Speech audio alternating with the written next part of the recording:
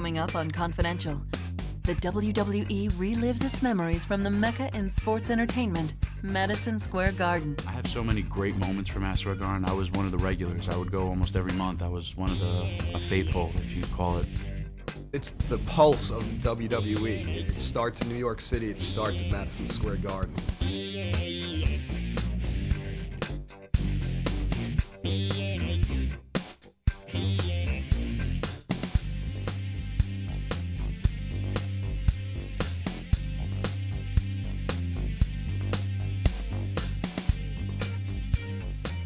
Hi, I'm Gene Okerlund, and this is WWE Confidential. This coming Monday, WWE returns to the world's most famous arena, Madison Square Garden, the home of next year's WrestleMania, WrestleMania 20.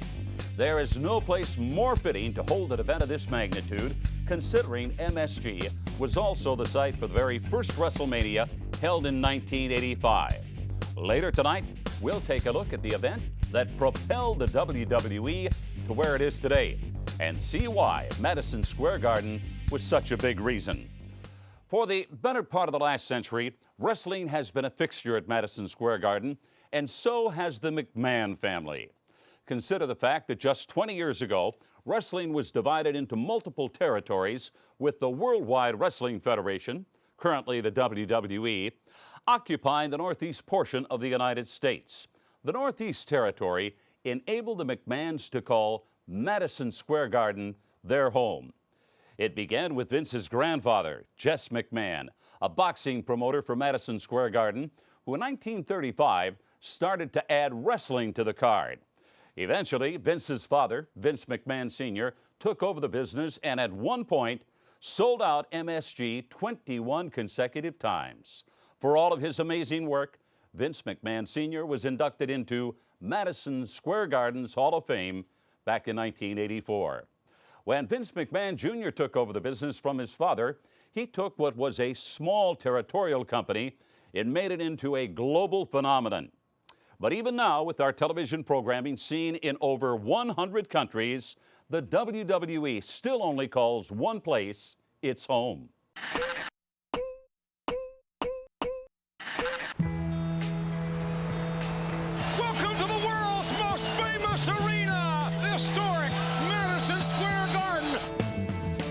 Madison Square Garden is universally considered the most famous sports arena in the world. Not to mention the fact that Vince's father always considered that the premier venue for wrestling. And I think everybody in the company knows how special Madison Square Garden is to Vince, and that just makes it that much more special to everyone involved with the WWE.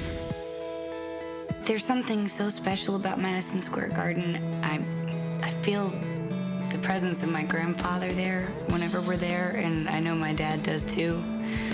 And every show we ever do there, be it a house show or a television show, it's always very, very special to me.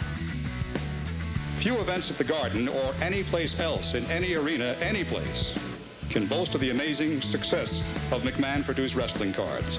If ever there was one individual who carried the banner of Madison Square Garden, no one quite did it like my dad. He was so proud to be associated, as was his father before him, and as I am now. He would say, with his New York accent, remember one thing, the Garden will always be the Garden. I wrestled in New York in 1961 for Vince McMahon's father. They held the old Garden, a show once a month. We sold it out 15 straight months in a row. And one time we drew the sellout's a sellout, but we drew what they said was the biggest house in the history of the Garden for any event. Joe Louis fights or political events or the circus or whatever. And they turned an estimated 10,000 people away, and they kept selling tickets. I don't know where they got them or what happened, but the people were sitting on the aisles, on the steps, and the fire department was going crazy, and the police, and it was really something. Everybody, boxer, wrestler, or any kind of sporting event, when you hit Madison Square Garden, you were the cream of the crop. You couldn't go no higher than that. Madison Square Garden was the #1 place. You appeared there, you knew that you had reached the top. My actual first match in Madison Square Garden was late in 1972, and at that time Pedro Morales was the champion, but before that it was Bruno, you know, who made Madison Square Garden as a wrestling pinnacle, and then superstar Billy Graham. I was one of the first ladies to wrestle in Madison Square Garden in 1972. It's just so much to say about Madison Square Garden. It's just wonderful. It's nothing like it. Every moment that you can think of in history usually stem right from Madison Square Garden. It's where they would always come once a month.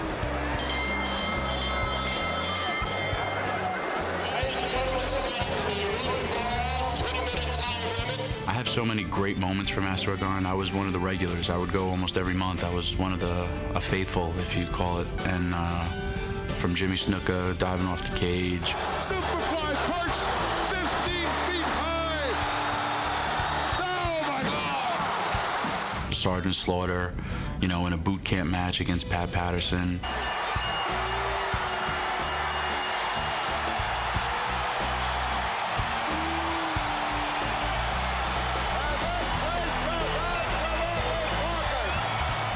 Hulk Hogan first night walking out and beating the Iron Sheik. Hulk Hogan, he drops a big leg on him. He's down for the cover of the leg. 1, 2. He got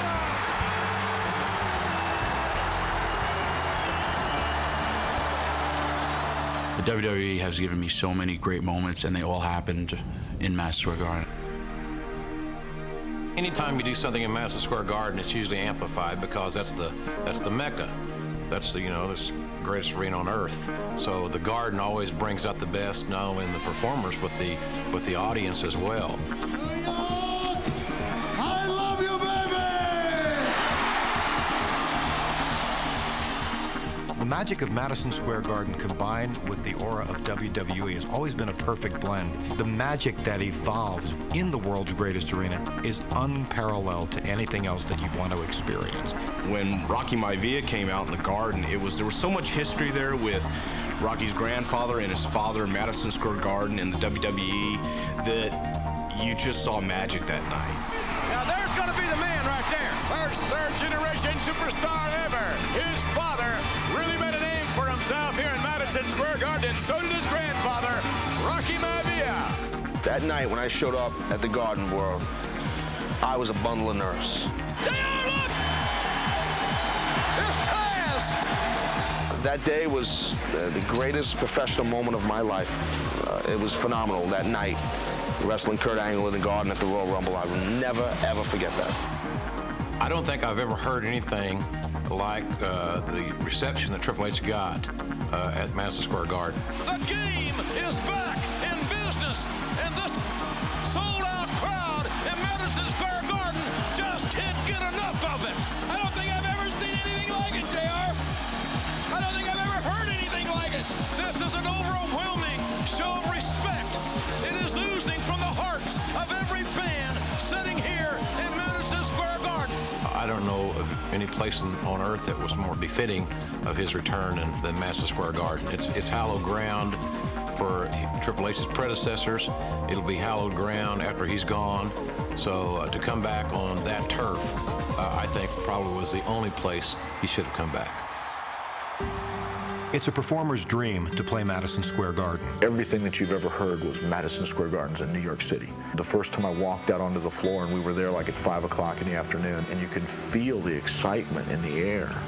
Never could have gone there if I wouldn't have went to the WWE. It's the only wrestling organization that ever wrestled in Madison Square Garden. For 3 generations, McMahon's been promoting out of there, running shows. It's the pulse of WWE. It starts in New York City. It starts at Madison Square Garden.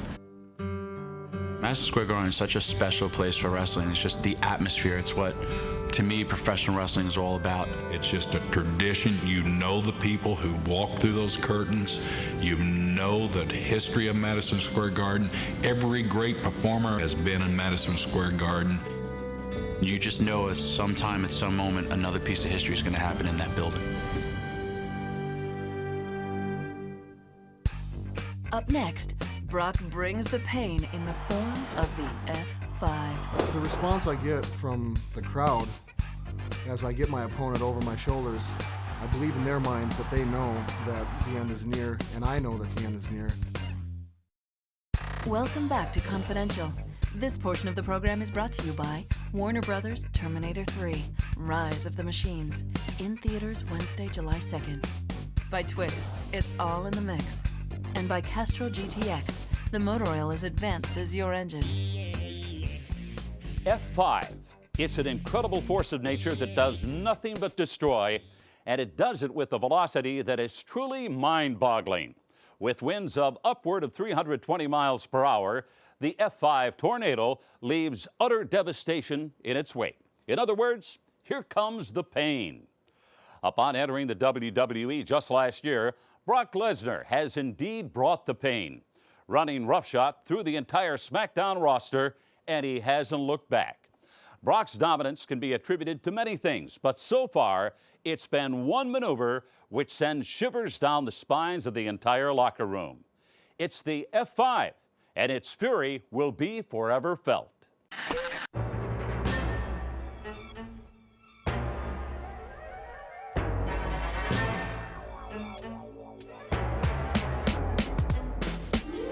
F5.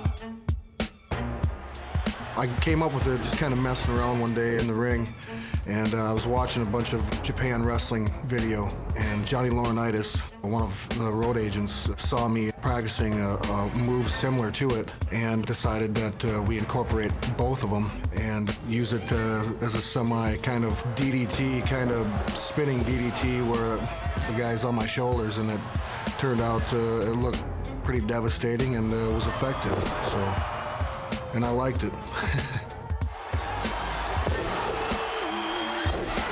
The first time I used the F5 on TV, I believe, was against Maven the day after WrestleMania 18 in Montreal. Oh, look at this monster! When using the F5, I pick the guy up in a fireman's carry and drape him over my shoulders and put my left hand over his head, and my other hand goes on his right leg, and I spin my opponent over the top of my head, and my left hand, which is on his head, I drive his head first straight into the mat. Oh my God, look at the power of Lesnar! Look at the strength! Look at the strength of this Brock Lesnar! Oh, good God almighty! Special training for the F5, I was hoping that I could use my amateur background. For a number of different years, you know, as an amateur athlete, I have guys over my shoulders all the time. So it was something that I'm very comfortable with using.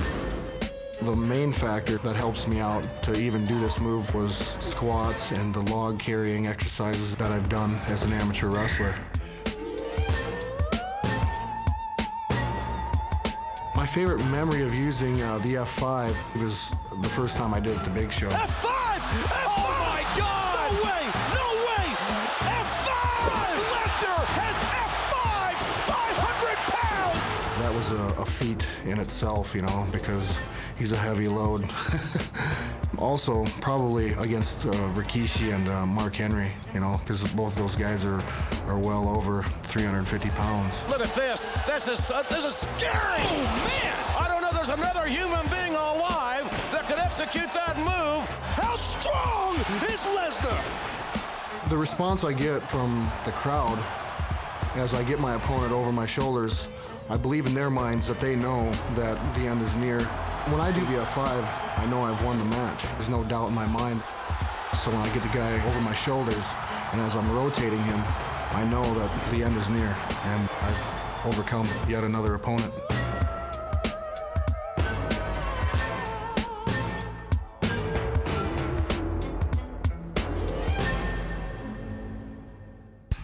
When we return, we go outside the ropes with the Olympic hero, Kurt Angle. Is it fair to say that your neck surgery was the equivalent to an average man's sprained ankle? Are you an idiot? Kurt Angle has done it all in his career, both in amateur wrestling and in the world of sports entertainment. Angle just returned to the ring from neck surgery in 2 months' time, another testament to his heart and drive. What drives Kurt Angle is his desire to succeed. But what are some of the things in life that actually bother this superstar? Our colleague Josh Matthews sat down with Kurt Angle and went outside the ropes. Kurt, I'm going to ask you 10 questions. Are you ready to begin? Sure. Let's do it. Question number 1. Velour is back in fashion. How much credit do you take for that? Nothing, absolutely none. Question number 2. We know Kurt Angle can do most everything, but is there one thing that you actually are bad at doing? Taking a bath, shower, anything like that. Anything that has to do with hygiene. Right. Yeah, I can tell. Go ahead. Being a native of Pittsburgh, do you realize that the Steelers and the Pirates haven't won anything since the 70s? I know that, you idiot. Okay. Wow. Who is the bigger Pittsburgh icon when it comes to sports? Willie Stargell, Terry Bradshaw, or Kurt Angle? Me, but they're a close second and third. I agree. Is there any truth to the show American Idol took its name to a tribute to Kurt Angle? American Idol. No, I'm American Hero. You got that wrong, but that's close. Yeah. Idol hero. Mathematically speaking, what is your favorite angle? Obtuse, acute, or right? Right angle, angle slam, the angle lock, anything having to do with my last name. Okay, well, speaking of the angle lock, who cried the loudest when put in the angle lock? Chris Benoit. He cried like a little wuss. I'll never forget. Is it fair to say that your neck surgery was the equivalent to an average man's sprained ankle? Are you an idiot? I had a broken freaking neck. You're gonna tell me a sprained ankle? To an average man. To an average man. Yeah, you having a broken neck, you came back after 6 weeks. A broken neck's a broken neck. A sprained ankle's a sprained ankle. If I had a sprained neck, I would have never left. How could you say that? Well, moving on. Was there any athlete that you met at the 1996? Go ahead. Was there any athlete that you met at the 1996 Olympics that you were overwhelmed by? Yes, Shaquille O'Neal. He was a large individual. He had to be about 320 pounds, 7 foot tall. He was actually walking behind me, and it was amazing. It definitely humbled me to know that here I am, an Olympic athlete, and every Olympic athlete that was standing on the field was fighting to get to the dream team. And I was next to him, and within a minute, I was actually on the other side of the field. That's how many of the fans actually want to get to them. I have no idea why. I mean, who are they? They're basketball players? So what? They're not wrestlers. Not at all. Exactly. Okay, last question. How do you explain Mary Lou Retton being on the box of Wheaties and you haven't been on one yet? Oh, you struck a nerve. Oh, man. I'll tell you what, take those glasses off so I can trample on them. Either that or you're taking an ass kicking right now. Do I have a third option? Yeah, I'll answer the question. You know, Mary Lou Retton, I don't know why. I mean, maybe it was just timing. Maybe Mary Lou Retton came in and Kurt Angle, you know, wasn't a gymnast. I don't know. That's stupid. You know, I'm a wrestler. Wrestling is the oldest sport in the world. I should have got... See, now you're getting me all fired up. I'm getting all riled up. I want to call Wheaties right now. Christ. A lot of people have been on the cover of Wheaties too, the box. Oh, you're going to... I don't deserve to be. Josh, man, you are a you-know-what stir, aren't you? I didn't write the questions, Kurt. You know what? First of all, who are you anyway? You come from, what, Tough Enough? You didn't even win. And you're here. You got a freaking job. Yeah, I know. I'm good. Loser. Is that it? Oh, that's it. That's the 10 questions. Out of here. All right. Thanks, Kurt Angle. This has been Outside the Ropes. Up next, a look back at WrestleMania 1 and its birthplace, Madison Square Garden. But as the weeks came, you could feel the energy all over the world, all over the country. People were talking about it. Many fans will tell you that the ladder match was the highlight of WrestleMania 10. What will steal the show next year when WrestleMania comes to Madison Square Garden for its 20th anniversary? There could only be one place for next year's extravaganza, considering that's where it all started with the very first WrestleMania. The WWE may call Madison Square Garden its home, but that didn't guarantee that WrestleMania would be the success that it became. In fact, initially, many people were skeptical of the whole idea. First WrestleMania suggestion was done in Stamford, Connecticut, and it was in a meeting with George Scott and Vince McMahon, and when the suggestion came up, I was totally in awe and shock of the suggestion. Most everyone thought that I was certifiably nuts and thought that, it was such a tremendous risk. When I first heard the idea of WrestleMania, I thought it was crazy. And I thought that it was the craziest idea that I'd ever heard. I felt it was horrible for the business. Didn't like any aspect of it. I did not like mixing actors with wrestlers. I felt that there were two different arenas, that actors needed to stay out of our arena and wrestlers needed to stay out of the acting arena. We went into that not really knowing what was to be expected from a standpoint of acceptance. The buzz was there. We knew where we were going, but we didn't know how far it would go. With WrestleMania 1, one of the big attributes was it was held in one of the most prestigious venues in the world, Madison Square Garden, and it was the hottest ticket in New York at the time. And the buzz around the country about this WrestleMania was so strong. It was something that none of us have felt before. Welcome to the greatest sports entertainment spectacular of all time. Welcome to WrestleMania. I remember I was at a closed circuit venue, promoting the venue, and in Miami, Florida, and I saw 15,000 people come into a venue to watch WrestleMania 1 on a TV screen. It amazed me, and from that moment on, it was just like a giant snowball coming down a mountainside. It just kept getting bigger and bigger and bigger and bigger to what we have now. It was literally a roll of the dice, and had it not been successful, the very first one, we certainly would not be having this conversation. Welcome, everyone. Gorilla Monsoon here at ringside with my colleague Jesse the Body Ventura as the World Wrestling Federation presents the wrestling extravaganza of all time, WrestleMania. As the weeks came, you could feel the energy all over the world, all over the country. People were talking about it. And this man was right. He produced something no one else had ever thought of. Oh, sure, there's a bunch of promoters that will say, hey, I had that idea. Well, then why didn't you do it? Then why are you running in some high school barn someplace in Tupelo, Mississippi? I mean, he went right to the Garden. Boy, when they came out, Billy Martin and the Rockettes and Liberace and the dancing and the kicking and the introductions, and when Mr. T came out, I said to myself, this is the greatest thing I've ever seen. And I went up to Vince that night. I had a beer, and I said, here's to WrestleMania 2. He said, what do you mean WrestleMania 2? Here's to WrestleMania 102. And that's how it started.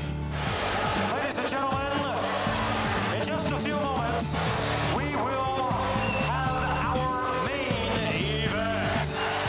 So, like when we got there, when you walked out, before we had done anything, the people were just screaming. And it was just like, you just move a hand, they were so into it. WrestleMania 1 was the best highlight for me, to knowing that you amongst great people in the world. To have, Mr. T there, and of course, Muhammad Ali was there, and then you got, the rest of us that was all out there. Once we got in the ring and things started to go, there was a lot of tension in there, and McMahon had every dime he had on that WrestleMania, and we needed to pull that match out. We worked very, very hard to make sure WrestleMania 1 was a success. It was the first one, Madison Square Garden. It set the tone for the WWE for all WrestleManias to come. Here we are, WrestleMania 20 coming up right in Madison Square Garden, and it's going to be just as special.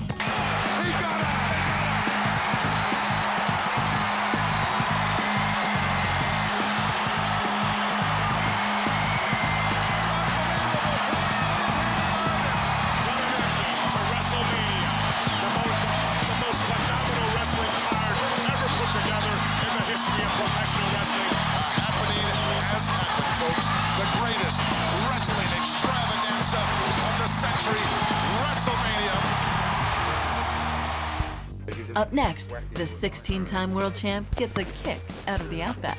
Considering I'm wearing loafers and came out here in an Armani suit instead of my gear, I think I probably could have made the team had they given me an official tryout. How many times have we heard the nature boy Ric Flair refer to himself as a limousine-riding, jet-flying, kiss-stealing, wheeling-dealing son of a gun? He's not lying, folks. Over the course of his illustrious career, Ric Flair has circled the globe many times over. But here in the WWE, there is always room for firsts. Recently, Flair went to Melbourne, Australia, to promote the upcoming Ruthless Aggression Tour and learn the finer points of Australian rules football.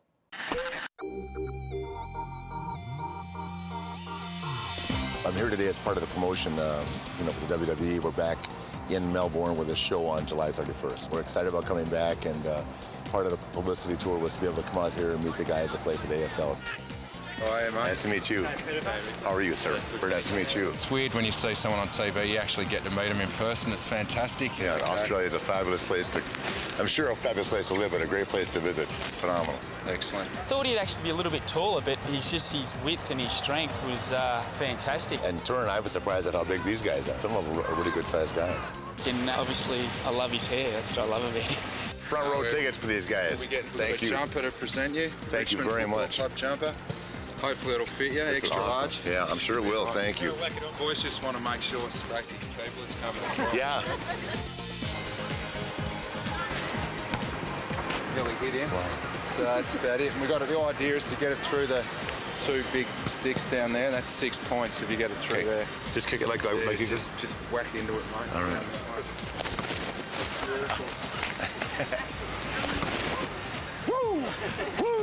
Well, considering I'm wearing loafers and came out here in an Armani suit instead of my gear, I think I probably could have made the team had they given me an official tryout. Ric Flair's got some famous moves. That's it. Go on, Adam. It's very hard to go out of those, isn't it? Yeah, real painful as it can be. Yeah, it's a real legitimate hold. You have to be a good athlete week after week, hitting their bodies. We have to do that as well. We, as wrestlers in the WWE, recognize that these guys are great athletes, as we do with other sports. And these guys rolled the red carpet off for me today. It's an awesome feeling. On the 31st of July, on Thursday night, Raw brand, led by the world heavyweight champion, Triple H, walking side by side, with the nature boy Ric Flair, looking as only we can look, walking down that aisle of Melbourne. Rod Laver Arena, 20,000 strong. They'll be there to see the Raw brand live, and they will not be disappointed. Woo! When we return from the vault, another MSG gem featuring the Iron Sheik and Bob Backlund. Welcome back to Confidential. SmackDown presents WWE Vengeance, sponsored by Lara Croft's new intense action game, Tomb Raider, The Angel of Darkness.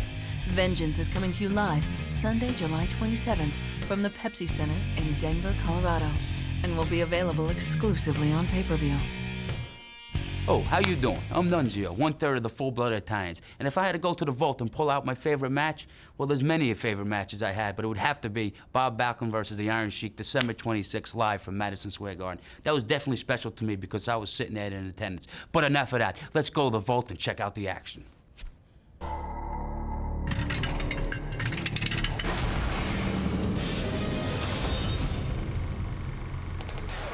Well, Backlund will not back up from anyone, and he has to defend his championship whether he feels good or not. Iron Sheik not wasting any time going to work on that neck area. Oh, he's got that strap. He's wrapped it around the champ's neck. This match is underway. Using everything and anything but the kitchen sink here on champ Bob Backlund.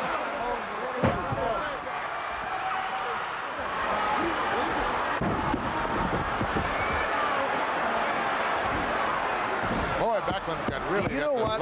I'll tell you, when Bob came in the ring, it was obvious to me that he was favoring his left arm.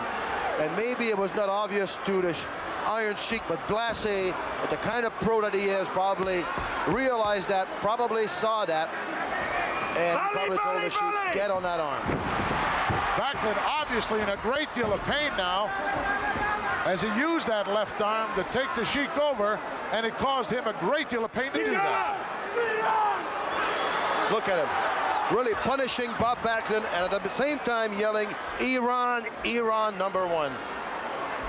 Fred Blassie sitting at ringside. This is the man, Fred Blassie, the man behind the Iron Sheik. And Blassie obviously is making a lot of money with the Iron Sheik, and he wants to make a lot more. That's the name of the game as far as he's concerned, Pat. Backlund now whips him over. Look at the pain Backlund's in.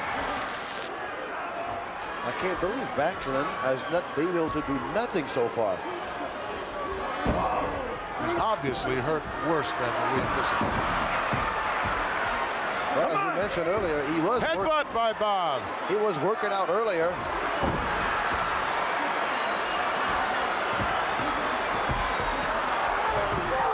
Flying elbow by the champ. He really nailed this. He really nailed the Sheik, but this Sheik can take a lot of punishment. He can take a lot. Everything Backlund is doing is hurting him. Come on, up. He's got to be in a tremendous amount of pain. He can't mount an offense because it's hurting him. Tried for a suplex, couldn't do it. Couldn't do it. Dropped on the back of his own neck. Sheik went down with the momentum of the move, but it was not applied properly as Backlund was just in too much pain to go through with the move. Blassie getting excited here. Sheik! More excited as he's taking his man on. Come on. Kick him! Kick him!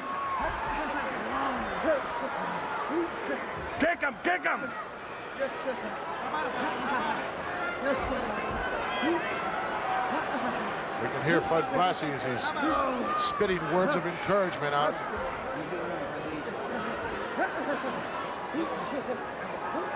Sheik now trying to use some leverage here, trying to get that.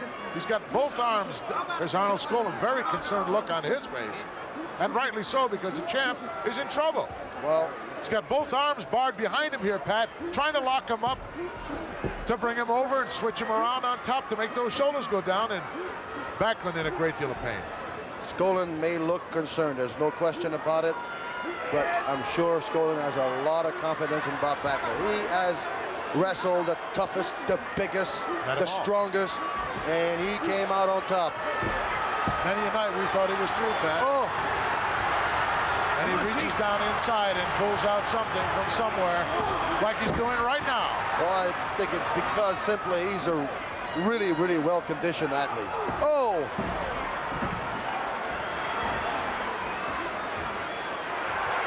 Oh, he spun right around on that eyebrow and eye, and that'll make Cena a little tough from now on. Backlund is not really himself. He's favoring that left arm. He really is. Holding it right down to his waist, just about. Going to work now, though. Picks him up for a slam. He can't hold him, and down he goes. Backlund slipped that left arm down between their bodies and slipped right out of there in a hurry. Grab the arm! Sheik! You can actually hear Blassie telling him, get the arm, get the arm. And the Sheik is listening to him. Well, that's half the battle. You know what to do and when to do it. Sheik now applying tremendous pressure as Backlund cannot stay on his knees in this position if he expects to survive. He's trying to come up now. When you look at Blassie, you really look at him, he must be hypnotized, that man, calling himself Ayatollah Blassie. Sick. Hypnotized. Money is everything to him. Backlund now trying to power out of this. There's nothing wrong with that right arm. We can see that. He's reversed it. Oh, Sheik turned it right around again. And Backlund in too much pain to do anything about it. Put the knee in the back. Blassie hollering, put the knee in the back, and the Sheik hurt him. Immediately put it back there. You know, sometimes it really helps to have a manager out there in the at ringside, because when you're going for a championship belt and you want to win so bad, and sometimes you're over anxious. So if you can pay attention to a man outside the ring that can guide you, can really help you. Well, you don't think of everything, Pat. It's tough to be in there doing it you know, it's easy to second guess, and it's a lot of times it's easier to see from outside the ring as what you can do and what you can't do, as opposed to being physically in there. Oh, so many times I've watched myself on the film later on, and I'm saying to myself, I could have been doing this. I should have done that. But it's always I should have. When you're in there, you don't think the same way. Well, hindsight 2020, Pat. Backlund now still trying to power out of this. That left hand is sort of just laying limp there. I can't see any muscle tone, too much of it showing, so I know he's not putting any pressure on it. But that right arm is certainly forcing him over and takes him over. Oh, nice maneuver by Backlund. He hooked both legs, but the Sheik, using the boots, got out of that. Side headlock takes Backlund over, right to a head scissors. Sheik didn't waste any time in turning around. Oh, what a bridge! Look at this maneuver! What a powerhouse bridge by Backlund. And he went for a backslide, and he couldn't hold him. Could not hold him. It's still his shoulder. Would have been a beautiful maneuver. A backslide right there might have caught him unsuspectingly. Now Skolin came up on his feet. Skolin, which usually never moves, came up on his feet, really worried. Now, Sheik missed that big flying elbow. No one was home. But Bob Backlund grimacing in pain. Arnold Skolin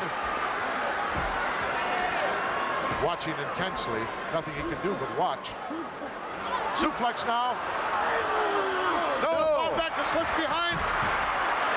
Going for the roll-up. He got him with the roll-up. There's the bridge. No. Sheik powered out of it with those powerful legs. You know, Fred Blassie is no dummy. He has watched matches and films Kick the neck. Of Backlund. The neck, kick it.